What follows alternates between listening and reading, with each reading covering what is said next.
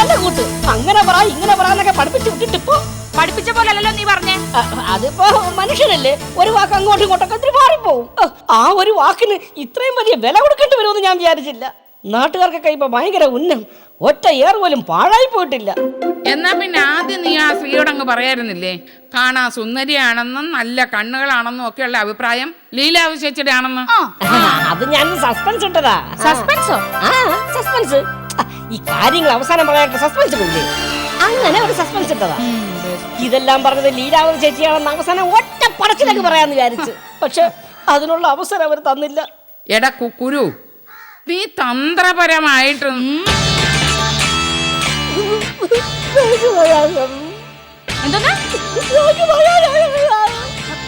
ഈശ്വര, മറുഭാഷയാണല്ലേ ഈ പറയുന്നേ. എന്റെ വാടാ, എനിക്ക് പ്രതികാരം ചെയ്യണം. അത്യാഗ്രഹം കാണിക്കാതെ എന്റെ കുക്കുരു, കിട്ടിയതുകൊണ്ട് തൃപ്തിപ്പെട്. നീ സമാധാനപ്പെട്. കാര്യങ്ങളൊക്കെ നമ്മൾ വിചാരിച്ച പോലെ അവസാനിച്ചാൽ കിട്ടിയതിനെല്ലാം കൂടെ ചേർത്ത് ഒരു സമ്മാനം നിനക്ക് വാങ്ങിച്ചു തരുന്നുണ്ട്. അതിന് ഇങ്ങനത്തെ സമ്മാനമൊന്നും ആയിരിക്കില്ലല്ലോ.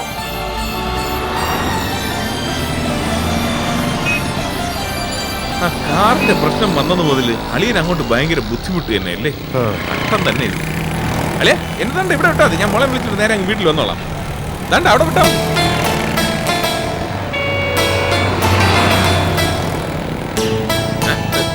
എന്താ കിടന്ന് ചെത്തുന്നത്? കയറി പോടാ. യവനിന്ന് വല്ലതും മാറ്റിച്ചോട്ടെ പോകും.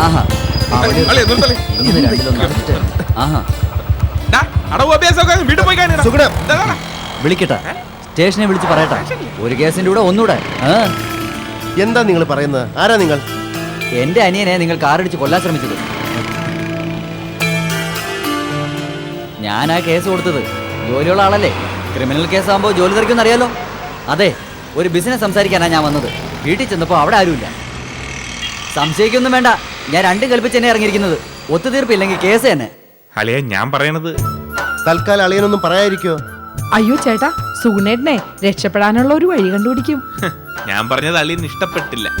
അല്ല പറഞ്ഞത് ഞാനിങ്ങനെ തിരിച്ചെടുത്തളിയ. നമ്മൾ വാ തുറന്നാ കുറ്റം. എനിക്കാണെങ്കിൽ കണ്ണി കാണുന്നത് പറയാതിരിക്കാനും പറ്റൂല. ഈശ്വര, ഏതവനാണോ നമ്മുടെ കാറ് പോലൊരു കാറ് അവന്റെ ദേഹത്ത് കൊണ്ടുപോയി മുട്ടിച്ചത്? അയ്യോ, അവന്റെ തലയിൽ. അയ്യോ നാത്തൂനെ, ശപിക്കരുത്. അയാളെ കിട്ടുമ്പോ നമുക്ക് വേണമെങ്കിൽ തല്ലു കൊടുക്കാം, തെറി പറയാം. പക്ഷെ ശപിക്കരുത് നാത്തൂനെ.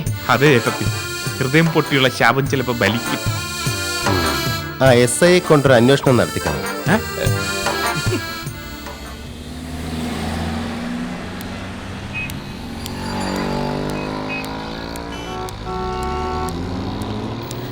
നമസ്കാരം.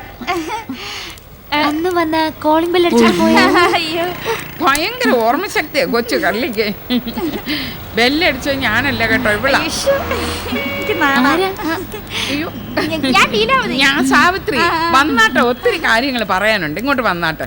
അന്ന് പേടിച്ചിട്ടേ ഒന്നും പറയാൻ പറ്റിയില്ലെന്നേ. ഇപ്പൊ പേടിയൊന്നും ഇല്ല കേട്ടോ, ഒത്തിരി കാര്യങ്ങൾ പറയാനുണ്ട്. വന്നാട്ടെ.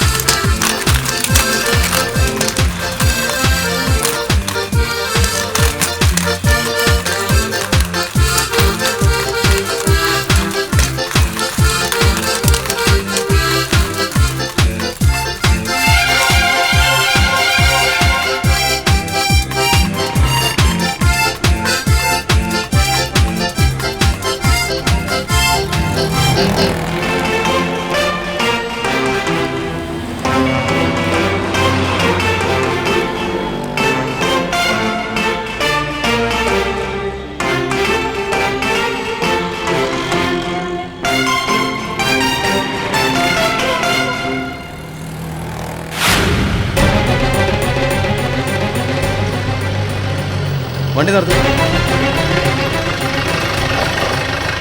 എന്താ സാർ? നമുക്ക് ഇതുവഴി അങ്ങ് പോവാം. എന്താ സാർ വഴി തിരിഞ്ഞ്?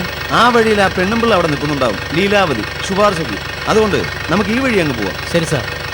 ആ, റൈറ്റ് തിരിഞ്ഞു പോട്ടെ. ആ.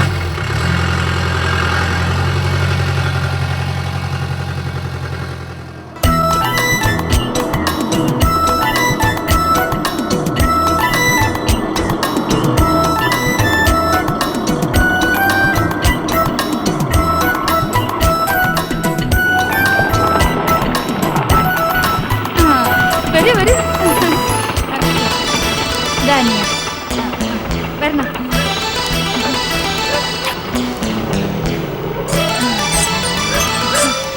വാ. ഇതാണ് വീട്. കിടപ്പ് കണ്ടോ? ഇതാണ് ആ കാറ്. പാപം മനസ്സാവാച ഒരു ദ്രോഹം ചെയ്യാത്ത ഈ പാവപ്പെട്ടക്കാരനെ കുറിച്ചാണ്. ചേച്ചി അവിടെ സാവിത്രി ചേച്ചി അക്ഷമയെ കാത്തിരിക്കുകയാണ്. വരൂ നമുക്ക് ചേച്ചിയുടെ വീട്ടിലോട്ടിരിക്കാം. അല്ല, നമ്മൾ പരിചയപ്പെട്ടിട്ട് 2 ദിവസമല്ലേ ഉള്ളൂ. അതിനിടയിൽ ഇങ്ങനെ ഒരു സ്നേഹമുള്ളവർക്ക് 2 ദിവസം വേണ്ട, 2 മണിക്കൂർ മതി. 2 മണിക്കൂർ. അയ്യോ, 2 മണിക്കൂർ വേണ്ട, 2 മിനിറ്റ് മതി. അല്ലെങ്കിൽ വേണ്ട 2 സെക്കൻഡ് മതി. അങ്ങോട്ടിരിക്കാം.